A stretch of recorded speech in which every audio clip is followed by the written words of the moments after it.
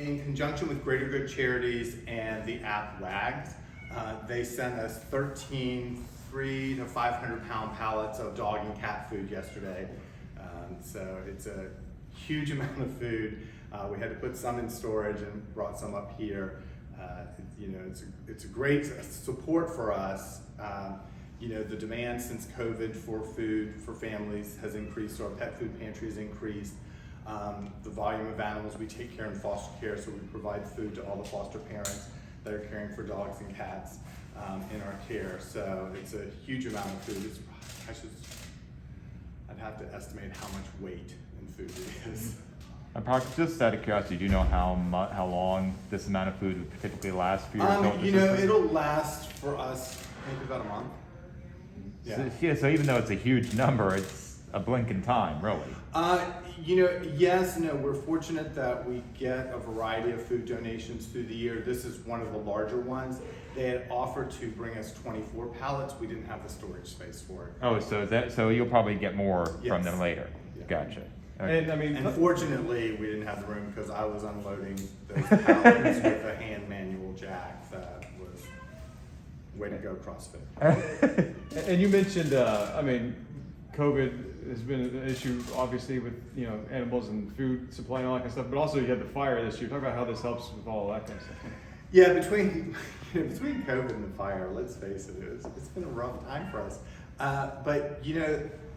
So for us, the fire, it's just really hard to explain what it did to us physically, emotionally.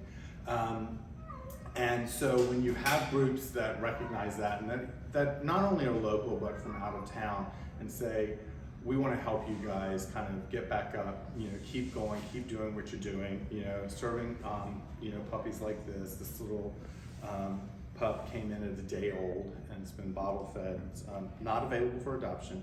But when we get food donations, it helps us support all of the programs, whether it's our senior Meals on Wheels program or the pet food pantry, our foster care program. It helps us support the variety of programs that we do.